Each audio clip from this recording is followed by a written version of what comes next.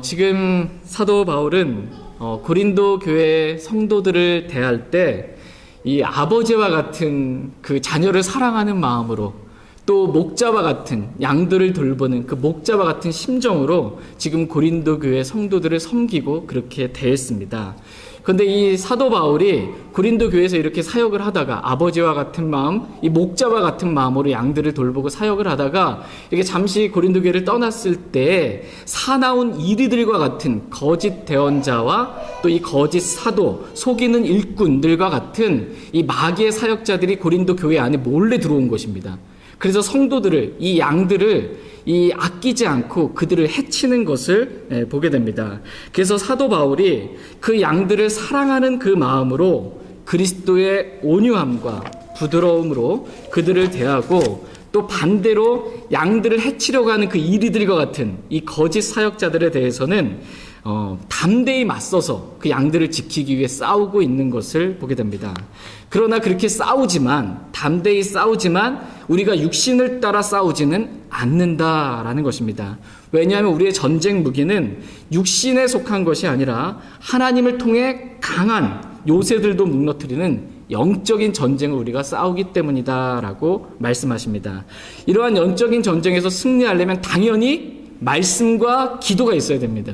이것은 기본이고, 또 다음에 우리가 필요한 건 뭐냐면, 첫째로 우리가 상상하는 모든 그 육신적인 생각들을 다 무너뜨리고, 또 하나님을 아는 것을 대적하여 스스로를 높이는 그 교만한 마음들을 다 무너뜨려야 한다라는 것입니다.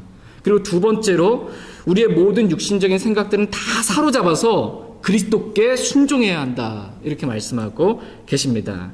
우리의 육신으로부터 나온 모든 것들은 다 무너뜨리고 그리스도께 순종할 때 우리는 영적인 전쟁에서 승리할 수 있다라고 이렇게 말씀하고 계십니다. 이렇게 너희의 순종, 고린도 교회 너희의 순종이 이루어지게 될 때 모든 불순종을 응징할 준비가 된다라고 말씀하십니다. 그래서 이 사나운 고린도 교회 안에 들어온 사나운 이리들과 같은 이러한 사람들을 쫓아내고 양들을 보호하고 교회를 지키고 세울 수 있다라고 말씀하십니다. 이 내용이 오늘 이제 저희가 읽었던 본문 말씀의 주된 흐름의 내용입니다. 이제 한 구절씩 말씀을 살펴보도록 하겠습니다. 고린도후서 10장 1절 말씀. 고린도후서 10장 1절 말씀 같이 읽겠습니다.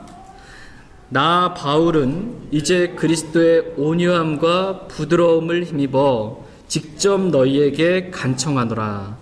내가 너희와 함께 너희 가운데 있으면 비천하고 떠나 있으면 너희를 향해 담대하지만. 지금 사도 바울은 그리스도의 온유함과 이 부드러움을 힘입어 직접 고린도 교회 성도들에게 간청을 하고 있습니다.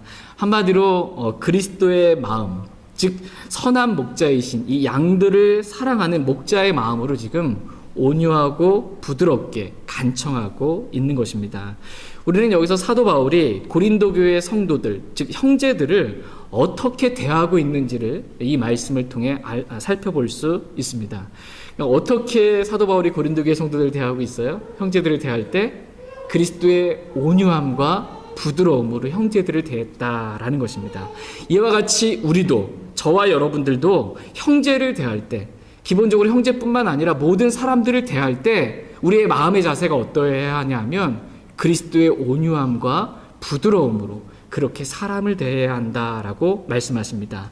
오늘 말씀의 첫 번째 주제는 우리가 사람을 대할 때 그리스도의 온유함과 부드러움으로 대해야 한다라는 말씀을 살펴보길 원합니다. 그렇다면 그리스도께서, 즉 하나님께서 사람을 어떻게 대하셨는지 먼저 그 말씀을 한번 살펴보겠습니다. 다 같이 누가복음 6장 말씀 보겠습니다. 누가복음 6장. 우리가 사람을 대할 때 어떻게 대해야 되는지 오늘 말씀을 통해 그 주님의 마음을 알 수 있길 원합니다. 누가복음 6장 35절 36절 말씀 보겠습니다. 하나님께서 사람을 어떻게 대하셨는지 그 예를 보겠습니다. 누가복음 6장 35절 36절 말씀 한 절씩 교독하겠습니다. 35절 제가 읽겠습니다. 오직 너희는 너희 원수들을 사랑하고 선을 행하며 아무것도 바라지 말고 빌려주라. 그리하면 너희 보상이 클 것이요 또 너희가 가장 높으신 이의 아이들이 되니 그분께서는 감사하지 아니하는 자와 악한 자에게 친절하시니라. 그러므로 너희 아버지께서 긍휼을 베푸시는 것 같이 너희도 긍휼을 베풀라. 아멘. 지금 이 말씀을 저희가 읽어봤는데 하나님께서 감사하지 아니하는 자와 악한 자를 어떻게 대하셨다 이렇게 말씀하고 계세요? 예, 친절하게 대하셨다 이렇게 말씀하고 계십니다. 우리도 주님과 같이 이 감사하지 아니하는 자에게 또 악한 자에게 어떻게 대해야 된다고 말씀하세요? 예, 친절하게 대해야 한다라고 이렇게 말씀하십니다. 우리가 어떤 사람에게 선의를 베풀고 은혜를 베풀었는데 그 사람이 도통 감사할 줄 모른다고 해서 그 사람에 대해서 이렇게 기분 나쁘게 대하거나 육신으로 거칠게 그렇게 대하지 말고 그 사람에 대해서 친절하게 대하라 이렇게 말씀하고 계십니다. 또 우리에 대해서 이렇게 악하게 대하는 그 악한 사람들에 대해서 우리가 내가 악을 악으로 갚아주겠다 이렇게 하지 말고 그 악한 자에게 친절하게 대하라 이렇게 주님은 말씀하십니다. 사랑은 오래 참고 친절하며 라는 말씀과도 같이 그리스도께서 저와 여러분들을 사랑하시기 때문에 우리에 대해서 오래 참으시고 우리에 대해서 친절하게 대하셨습니다. 이와 같이 우리도 사람을 대할 때 그렇게 사랑으로 오래 참고 친절하게 대해야 된다라고 주님은 말씀하십니다. 이렇게 친절하게 사람을 대하는 것, 이것이 바로 그리스도의 온유함과 부드러움의 표현이라고 이렇게 주님은 말씀하십니다. 또한 그리스도의 온유함과 부드러움은 이 친절로도 나타나지만 긍휼로 나타난다라는 것입니다. 하나님께서는 저와 여러분들에게 긍휼을 베풀어 주셨습니다. 그것도 정말 많은 풍성한 긍휼을 하나님께서는 저와 여러분들에게 베풀어 주셨습니다. 긍휼은 우리가 마땅히 죄를 짓고 잘못을 해서 심판을 받아야 함에도 불구하고 하나님께서 우리를 불쌍히 여기시고 동정하시는 마음으로 우리에게 심판을 내리시지 않는 것, 이것이 바로 긍휼입니다. 원래 우리가 심판받아야 되는데 심판을 받지 않고 심판을 이기고 기뻐하는 것, 이것이 바로 긍휼이다라고 이렇게 말씀하십니다. 하나님께서 저와 여러분들이 이렇게 긍휼로 대하셨습니다. 이것과 같이 우리도 사람을 대할 때 하나님께서 우리에게 긍휼을 베풀어 주신 것처럼 그렇게 모든 사람들에 대해 긍휼히 여기는 마음으로 긍휼로 대하라 이렇게 말씀하십니다. 우리가 어떤 사람에 대해서 저 사람 잘못했으니까 저 사람 죄를 지었으니까 마땅히 심판을 받아야 한다 라고 이렇게 그 사람에 대해서 대하지 말고 하나님께서 우리에게 긍휼로 대해 주신 것처럼 심판을 이기고 기뻐하는 긍휼로 그 사람을 대하라 라고 말씀하고 계십니다. 주님의 마음과 같이 그렇게 사랑하는 마음으로 긍휼을 베풀라라고 말씀하십니다. 저희 모두가 이렇게 사람을 대할 때 친절과 긍휼로 대할 수 있길 애원합니다.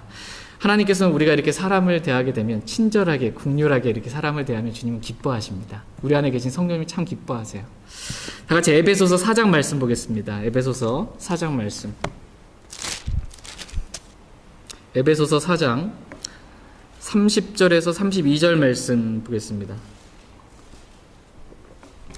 우리가 사람을 대할 때 괘씸하게 또는 차갑고 냉랭하게 못마땅하게 이렇게 대하는 게 아니고 사랑과 긍휼과 친절로 그렇게 대하라고 말씀하십니다. 에베소 4장 30절에서 32절 말씀. 에베소서 4장 30절에서 32절 말씀 보겠습니다. 에베소 4장 30절 제가 먼저 읽겠습니다. 하나님의 거룩한 영을 슬프게 하지 말라. 그분으로 말미암아 너희가 구속의 날까지 봉인되었느니라. 너희는 모든 쓴 것과 진노와 분노와 소리 지르는 것과 비방하는 것을 모든 악의와 함께 버리고 서로 친절히 대하며 상냥한 마음을 품고 서로 용서하기를 하나님께서 그리스도로 인하여 너희를 용서하신 것 같이 하라. 아멘. 지금 이 말씀은 하나님께서 저와 여러분들에게 신약 시대를 살아가고 있는 그리스도인들에게 반드시 지켜야 할 명령으로 이 말씀을 주셨습니다.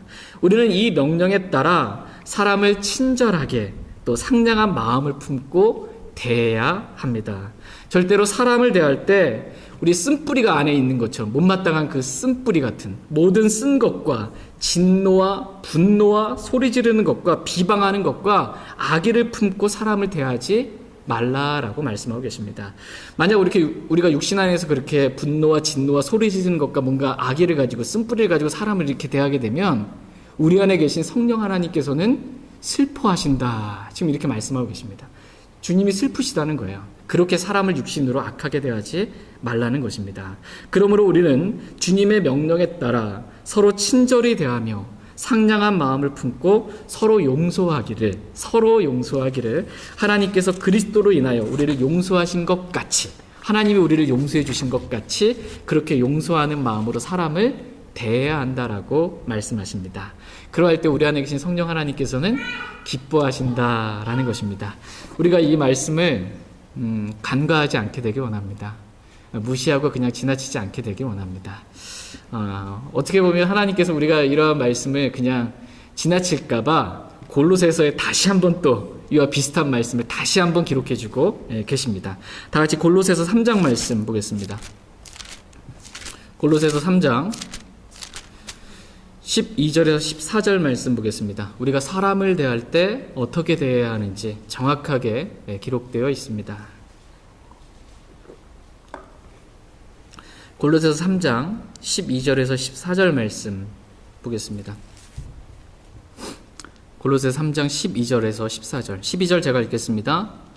그러므로 너희는 하나님께서 선택하신 자요 거룩하고 사랑받는 자로서 긍휼히 여기는 심정과 친절과 겸손한 생각과 온유함과 오래 참음을 입고 누가 누구와 다툴 일이 있거든 서로 참고 서로 용서하되 그리스도께서 너희를 용서하신 것 같이 너희도 그리하며 이 모든 것 위에 사랑을 입으라. 사랑은 완전하게 매는 띠니라. 아멘. 우리가 사람을 대할 때 긍휼히 여기는 심정과 친절과 겸손한 생각과 온유함과 오래 참음으로 대하라 라고 이렇게 말씀하십니다. 만약 누구와 다툴 일이 있거든 어떻게 하라고 말씀하고 계세요? 가서 이렇게 멱살 잡고 다투라고 말씀하고 계세요. 만약 누가 다툴 일이 있거든 서로 참고 서로 용서하되 그리스도께서 우리를 용서하신 것 같이 그렇게 우리도 용서하는 마음으로 대하라 라고 말씀하십니다. 그 다음에 그리고 이 모든 것 위에 아직도 좀 부족함이 있는 겁니다. 그 모든 것 위에 사랑을 더하라 이렇게 말씀하고 계십니다. 사랑은 완전하게 매는 띠라고 말씀하고 계세요. 사랑의 띠. 이러면 사랑은 완전하게 매는 띠예요. 서로를 사랑의 띠로 하나로 묶어주는 띠라는 것입니다. 사랑으로 하나 되라 라고 말씀하십니다. 고린도전서 말씀을 여러분이 살펴봐서 알겠지만 이 육신 안에 있으면 그 결과는 어떻게 됩니까? 육신 안에 있으면 시기와 다툼과 분열로 끝이 납니다. 하나가 될 수가 없어요. 근데 너희는 사랑으로 사랑에 매는 띠로 하나 되라 라고 이렇게 말씀하고 계십니다. 우리는 하나님을 대할 때에도 마음을 다하고 생각을 다하고 혼을 다하고 힘을 다하는 사랑으로 하나님을 대해야 합니다. 또한 우리가 사람을 대할 때에도 사랑으로 대해야 한다 이렇게 말씀하고 계십니다. 사랑이 없으면 아무것도 아니라는 거예요. 사랑이 없으면 아무 유익이 없다라는 것입니다. 하나님을 대할 때도 사랑으로, 사람을 대할 때도 사랑으로 대해야 한다라고 말씀하십니다. 이렇게 사랑으로 대하는 것이 그리스도의 온유함과 부드러움이다라고 말씀하십니다. 그런데 문제는 뭐냐면 저와 여러분들이 이 험난한 세상에서 이렇게 사랑으로 대하고 긍휼로 대하고 친절로 대하고 이렇게 자신을 낮추어서 이렇게 대하면 상대방이 이제 어떻게 보냐면 얕잡아 볼 때가 있습니다. 아, 저거 아무것도 아니구만. 저거 완전히 내 밥이네. 이렇게 얕잡아 보고 그 사람을 비천하게 이렇게 대할 때가 있다라는 것입니다. 실제로 사도 바울이 고린도 교회에서 사역할 때 고린도 교회 성도들이 이렇게 대할 때 어떻게 대하냐면 이렇게 그리스도의 온유함과 부드러움으로 고린도 교회 성도들을 대했더니 이 고린도 교회 성도들이 사도 바울을 어떻게 하냐면 비천하게 여긴 거예요. 이게 사도 바울이 자신을 스스로 낮추면서 이렇게 섬김의 마음으로 이렇게 대했더니 고린도 교회의 그 육신적인 성도들이 사도 바울에 대해서 비천하게 여긴 것입니다. 다 같이 고린도후서 10장 10절 11절 말씀 보겠습니다. 고린도후서 10장 10절 11절 말씀. 고린도후서 10장 10절 11절 말씀 보겠습니다. 10절 말씀 제가 먼저 읽겠습니다. 그들이 말하기를 그의 편지는 무게가 있고 힘이 있으나 그가 몸으로 함께할 때에는 약하고 그의 말도 형편없다 하는도다. 그런 자는 이것을 생각할지니 곧 떠나 있을 때 편지로 말하는 우리가 어떠함 같이 함께 있을 때 행하는 우리도 그와 같으리라는 것이라. 아멘. 사도 바울이 고린도 교회를 떠나 있을 때 이 편지를 썼잖아요. 특별히 고린도 전서 여러분이 읽어보시면 아시겠지만 이 고린도 전서에서는 아주 진짜 사도 바울이 무게가 있고 힘이 있게 하나님의 말씀을 강하게 망치와 같은 말씀으로 책망하면서 이 말씀을 전했습니다. 왜냐하면 그래야 고린도 교회 성도들이 말씀을 두려움 가운데 받고 자신들이 가지고 있었던 죄로부터 떠날 수 있기 때문에 이렇게 편지로 쓸 때에는 사도 바울이 무게가 있고 힘이 있게 담대하게 말씀을 전했습니다. 그러나 사도 바울이 그들과 함께 사역하고 그들 고린도 교회 성도와 함께 있을 때에는 그리스도의 온유함과 부드러움으로 이 친절과 긍휼과 사랑과 용서로 이렇게 고린도 교회 성도들을 대했습니다. 그리고 나서 이제 고린도를 사도 바울이 떠난 거예요. 그랬더니 이제 이 사도 바울이 떠나고 난 다음에 고린도 교회 몰래 이 사나운 이리들이 이 거짓 대언자들, 거짓 사역자들, 거짓 사도, 속이는 일꾼, 이 마귀의 사역자들이 이제 들어와 가지고서는 고린도 교회 성도들이 이렇게 꼬드긴 겁니다. 말하자면 이렇게 너 사도 바울 봤지? 함께 있을 때 어땠는지, 사도 바울 약하고 몸도 얼마나 약한지, 그리고 말하는 거 말 형편없지 않냐. 편지는 좀 무게가 있고 힘이 있을지 모르지만 사도 바울이 함께 있을 때 그 말이 형편없다. 한마디로 말해서 그가 전하는 말, 설교는 형편이 없다라는 것입니다. 그런 말들이 이제 고린도 교회 안에 떠돌기 시작했던 것입니다. 한마디로 사도 바울을 대하는 그 태도와 마음이 지금 어떠냐면 사도 바울에 대해서 비천하게 대한 것입니다. 낮게, 아무것도 아니게 이렇게 된 것입니다.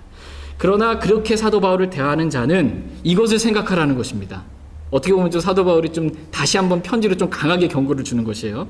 곧 내가 떠나 있을 때 편지로 무게가 있고 힘이 있게 그렇게 담대하게 그렇게 말했던 것처럼 대했던 것처럼 내가 다시 너희들과 함께하게 되면 나에 대해서 그렇게 말하는 사람들에 대해서 내가 담대하게 대할 줄 알아라 라는 것입니다. 그러므로 사도 바울이 다시 한번 지금 고린도 교회 성도들에게 간청합니다.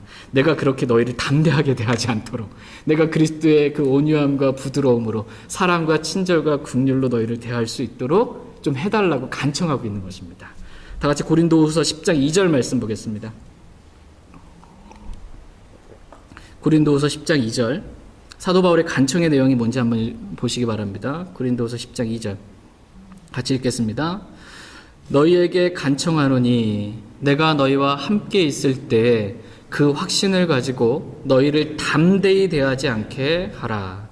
그러나 우리를 육신에 따라 걷는 자로 생각하는 자들에 대하여는 내가 그런 확신을 가지고 담대히 대할 줄로 생각하노라. 내가 너희에게 간청하노니 내가 너희를 담대히 대하지 않게 하라 라는 것입니다.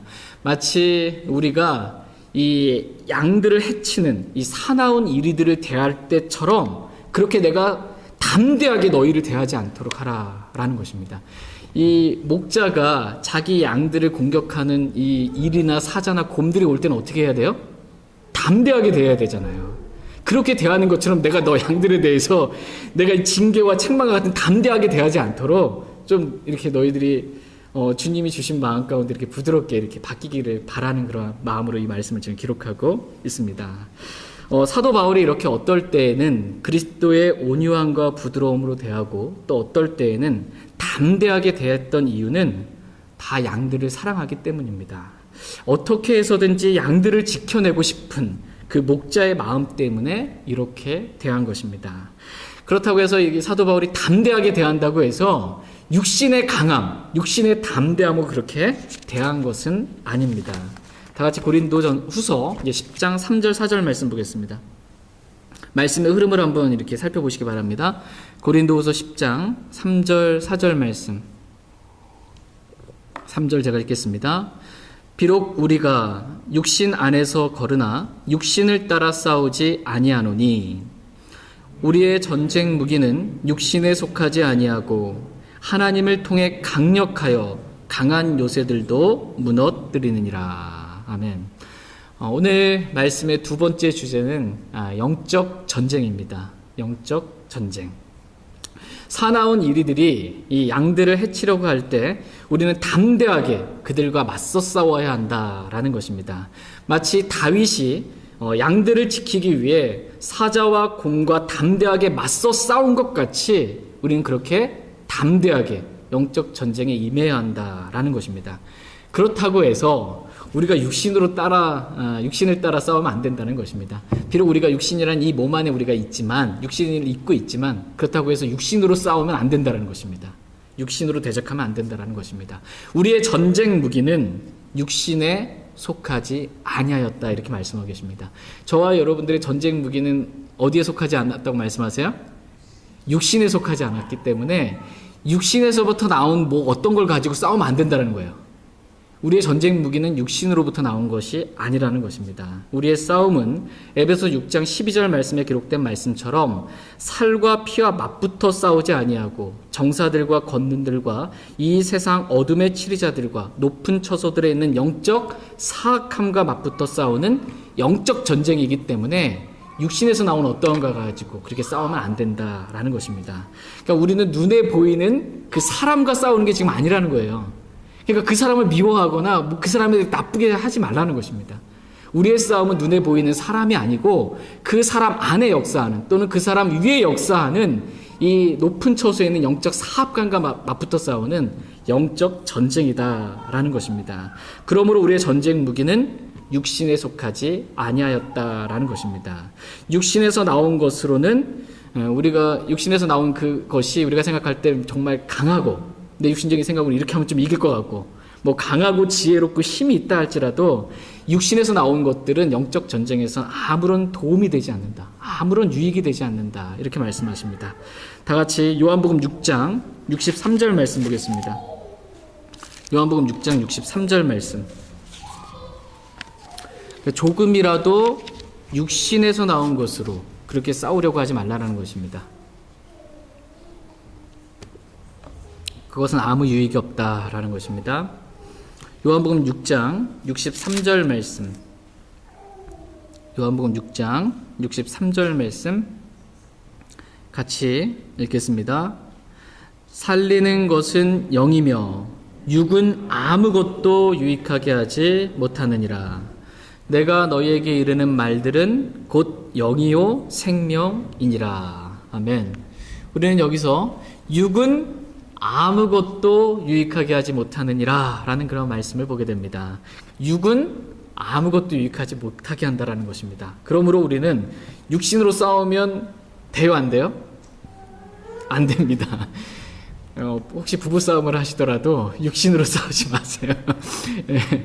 육신으로 하지 말라는 것입니다. 왜냐하면 육은 아무것도 유익하게 하지 못하기 때문이다 라는 것입니다. 우리는 육신으로 싸우면 안 됩니다. 육신에서 나온 어떤 것으로도 우리는 싸우면 안 된다라고 말씀하십니다. 그럼 우리가 그럼 뭘로 싸웁니까?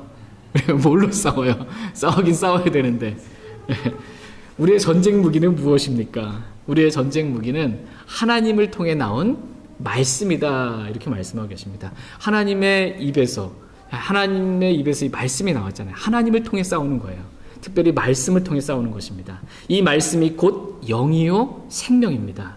우리를 살리는 것은 영이고 그 영은 곧 말씀이다 이렇게 말씀하십니다.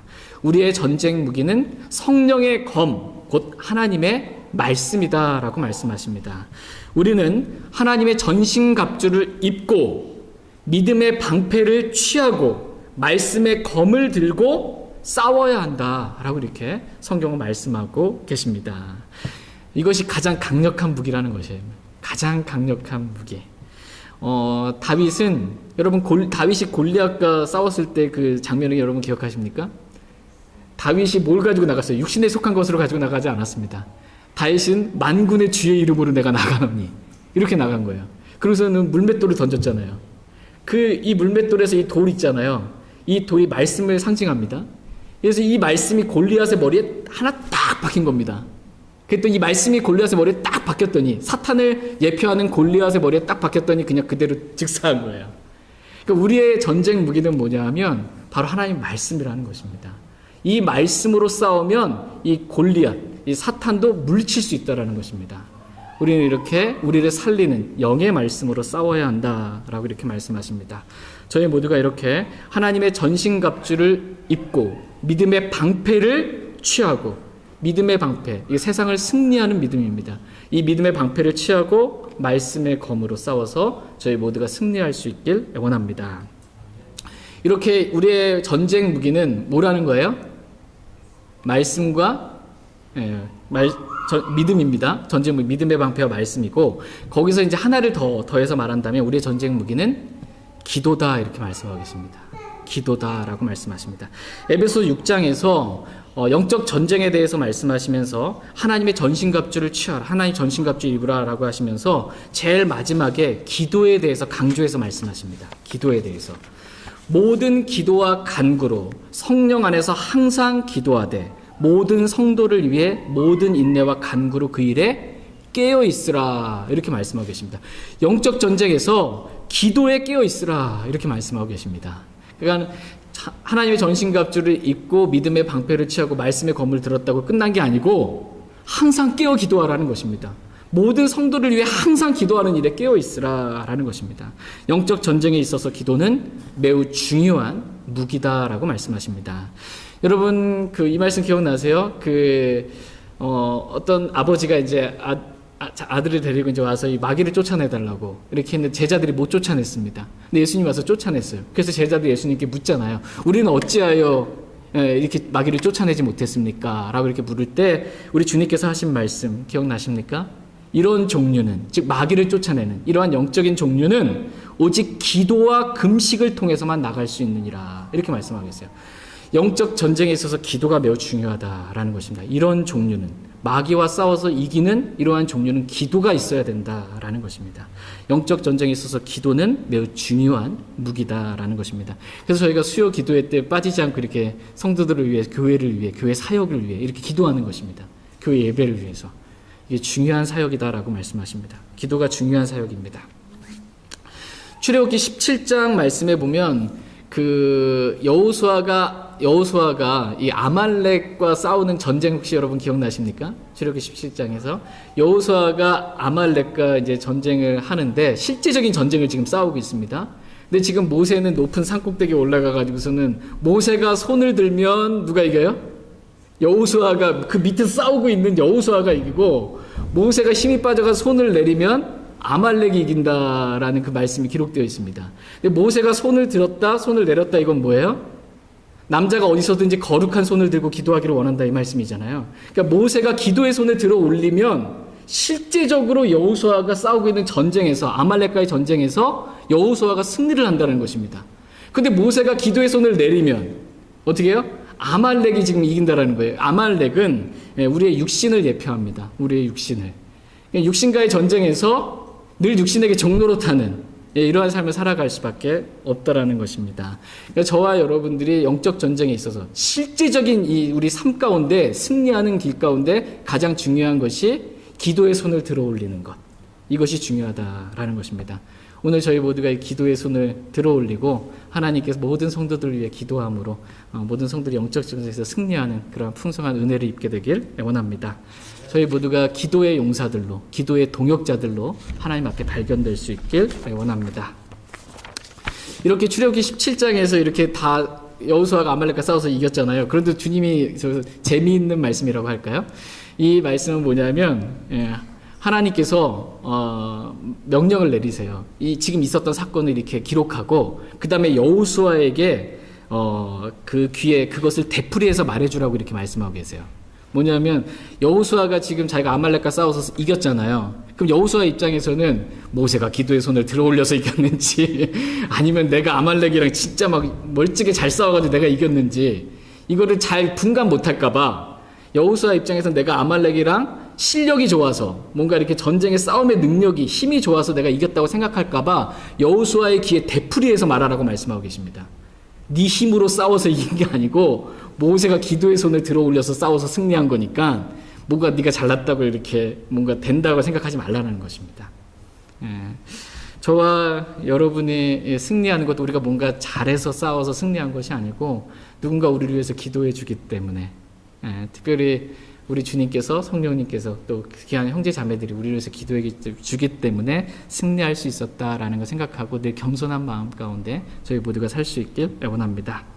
이와 같이 우리의 전쟁 무기는 하나님을 통해서 나온다는 것입니다. 육신을 통해서 나오는 것이 아니고 우리의 전쟁 무기는 하나님을 통해서 나온 말씀과 기도를 통해서 이 강한 요새들도, 마귀의 강한 요새들도 이렇게 무너뜨린다라고 이렇게 말씀하고 계십니다. 하나님으로부터 나와서 마귀와 싸우면 뭐 하나님이 나와서 싸우시면 다 무너지는 거죠, 뭐. 그렇게 강한 요새들도 무너뜨리는데, 특별히 여기서 강한 요새라고 했을 때 마귀의 요새들도 이렇게 되지만 우리가 상상으로 싸우고 있는 요새 있잖아요. 여러분이 한번 어떤 육신적인 생각하는데 필이 한번 딱 꽂히면 그거 생각 안 하고 싶어도 이게 무너지지 않고 계속해서 이렇게 가는 경우가 있을 거예요. 그것들도 무너뜨립니다. 말씀과 기도로 무너뜨리게 됩니다. 다 같이 고린도후서 10장 5절 말씀 보겠습니다. 고린도후서 10장 5절.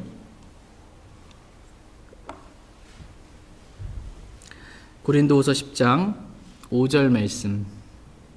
고린도후서 10장 5절 말씀 같이 읽겠습니다. 우리는 상상하는 것과 또 하나님을 아는 것을 대적하여 스스로를 높이는 모든 높은 것을 무너뜨리고 모든 생각을 사로잡아 그리스도께 순종하게 하며. 아멘. 우리가 실제적인 삶에서, 우리가 실제적인 날마다 삶을 살잖아요. 그 실제적인 삶에서 우리가 실제적인 승리를 얻으려면 실제적으로 그리스도께 순종하는 것이 있어야 된다는 것입니다. 그래야 실제적인 승리를 경험할 수 있습니다. 누가 말씀 읽고 기도하면 승리한다는 거 모르는 사람 어디 있겠습니까? 당연히 말씀과 기도 그리스도인이 해야 된다라는 거 다 알지만 이게 실제 우리 삶을 보면 늘 패배하는 삶을 살아갈 때가 많이 있어요. 이유는 뭐냐면 말씀을 읽고 기도하는 삶을 살아야 된다 알지만 실제 순종하지는 않는 거예요. 그래서 실제 말씀을 읽지도 않고 무릎 꿇고 기도하지도 않는 것입니다. 그래서 실제 삶에서는 승리가 없습니다. 알지만 순종하지 않기 때문에 승리가 없는 것입니다. 그래도 저는 말씀도 읽고 기도도 좀 하는데요. 그런데 왜 저는 별로 승리가 없을까요? 이렇게 말하시는 분들이 계시다면 말씀 읽고 기도할 때 하나님께서 그 말씀 가운데 이렇게 하라라고 우리에게 주시는 명령이 있습니다. 또 우리가 기도할 때 하나님께서 너 이렇게 하라고 주시는 명령이 있습니다. 그 말씀에 실제적으로 순종할 때 실제적인 승리가 있다라는 것입니다. 말씀 읽고 기도는 하는데 모래 위에 집을 세운 사람과 같이 실제적인 순종이 없으면, 듣기만 하고 행하지 않으면 다 무너집니다. 실제적인 승리가 없습니다. 그러므로 우리가 말씀을 읽고 기도할 때 주님께서 나에게 주시는 이거 해라 오늘은 이렇게 누구에게 이렇게 해라 라고 뭔가 이렇게 주시는 그 말씀에 실제적으로 순종해야 된다는 것입니다. 그럼 실제적인 승리를 경험할 수 있다라고 말씀하고 계십니다. 이렇게 되려면 어떻게 되냐면 우리가 상상하는 모든 것들을 다 무너뜨려야 됩니다. 내 뜻, 내 생각 있잖아요. 이거 반드시 무너뜨려야 된다는 것입니다. 창세기 6장에 보면 하나님께서 그의 마음에서 생각하여 상상하는 모든 것이 항상 악할 뿐임을 보시고 슬퍼하시며 근심하셨다라는 그런 말씀이 나옵니다. 노아의 홍수 때 사람의 상상이 어땠냐면 그 마음속에서 생각하여 상상하는 모든 것이 항상 악하다는 거예요. 그 악한 상상을 다 무너뜨려야 된다는 것입니다. 또 창세기 8장에 보면 사람이 마음에서 상상하는 바가 어려서부터 악하기 때문이다 이렇게 말씀하고 계세요. 그 모든 악한 상상, 육신적인 상상 다 무너뜨려야 된다는 것입니다.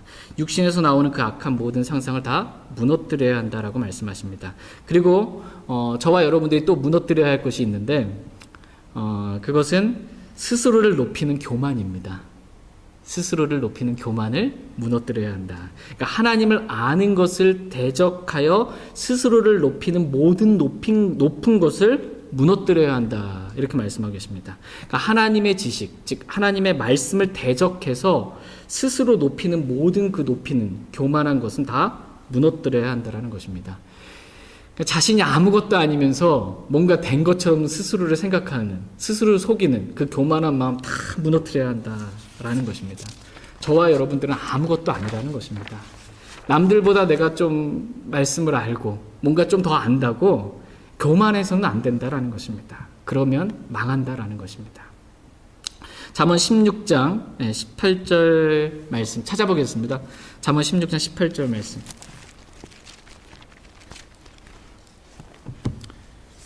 내가 뭔가 된 것처럼 생각하는 그런 교만한 마음 다 무너뜨려야 한다 말씀하십니다. 심는 자나 물 주는 자는 아무것도 아니다 이렇게 말씀하십니다. 잠언 16장 18절 말씀.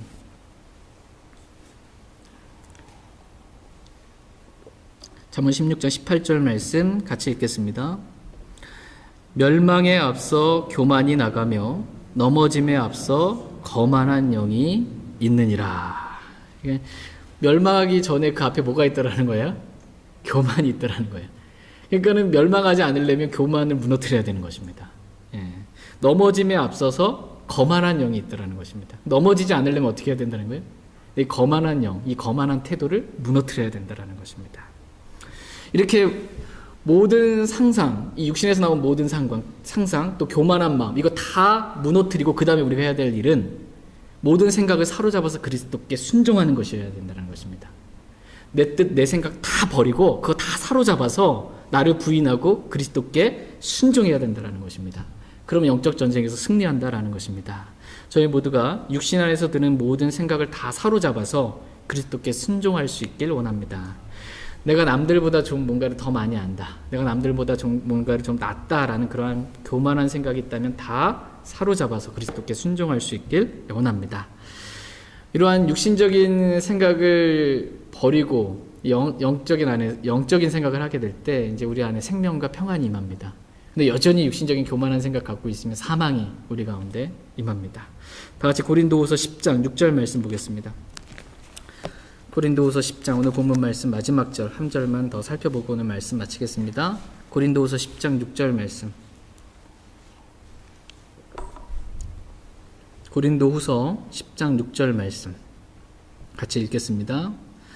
너희의 순종이 이루어질 때에 모든 불순종을 응징하려고 준비되어 있노라. 예, 너희의 순종, 즉 고린도 교회 성도들의 순종이 그리스도께 순종하는 그 순종이 이루어질 때에 모든 불순종을 응징할 준비가 다 이루어진다라는 것입니다. 즉 고린도 교회 성도들이 사도 바울에 대해서 상상하는 그 모든 육신적인 생각들을 사로잡아서 다 그리스도께 복종하고 순종할 때 이러한 일들이 이루어진다라는 것입니다. 고린도 교회 성도들은 고린도 교회 성도들이 무슨 상상을 했는지 한번 생각해 보시기 바랍니다. 고린도 교회 성도들은 사나운 이리들과 같은 거짓 사도와 속이는 일꾼과 마귀의 사역자들로 인해서 사도 바울에 대해서 다음과 같은 그런 생각들을 했습니다. 그런 사도 바울에 대한 상상이 있습니다. 뭐냐면 사도 바울은 육신을 따라 걷는 사람이다. 사도 바울은 영적인 사람이 아니고 성급하게 내가 간다고 해놓고 가지 않고 약속을 계속해서 몇 번이나 어기는, 그러니까는 성급하게 뭔가를 결정하는, 그리고 성급하게 말하는 육신적인 그러한 사람이다라는 생각이 있었고, 그의 편지는 무게가 있고 힘이 있으나 그가 몸으로 함께할 때는 약하고 그의 말도 형편없다. 이런 사람이 무슨 사도냐라는 비천하게 여기는, 사도 바울을 비난하는 그러한 생각이 있었던 것입니다. 그러면서 사도 바울에 대해서 받지 않은 거예요. 사도 바울을 받지 않고 마음으로 더 밀어냈습니다. 그리고 사도 바울이 당신이 진짜 사도면 추천서 한번 갖고 와봐, 이렇게 거만한 태도로 이렇게 대했던 것입니다. 사도 바울을 비천하게 여기고 자신은 스스로 높인 것입니다. 이렇게 갖고 있는 이 상상, 이것을 무너뜨리지 않으면요, 교회가 무너집니다. 이런 생각이 무너지지 않으면. 그렇게 생각하고 있는 그 교만한 사람, 그 형제는 마귀의 밥이 되고 맙니다. 형제를 잃어버릴 수밖에 없습니다. 그러나 이 고린도 교회 성도들이 이러한 모든 육신적인 생각들을 다 사로잡아서 그리스도께 순종하게 되면, 그래서 사도 바울을 주님의 마음과 같이 사랑으로 사도 바울을 받아들이게 되면, 사도 바울에 대해서 안 좋게 말했던, 이 양들을 해치려고 했던 몰래 들어온 거짓 사도요 속이는 일꾼인 이 마귀의 사역자들의 그 불순종에 대해서 이제 응징할 준비가 되어 있다는 것입니다. 이제 한판 싸워서 그들을 응징하고 그들을 싸워서 뭔가 이렇게 탈취할 수 있는, 그들을 내쫓을 수 있는, 응징할 수 있는 준비가 다 이루어지게 된다는 것입니다.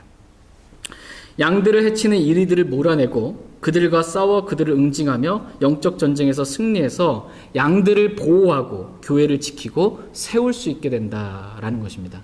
고린도 교회 성도들이 이렇게 순종하게 되면 이 이리들과 같은 그 사람들을 응징할 준비가 다 되어 있다는 것입니다. 다 된다.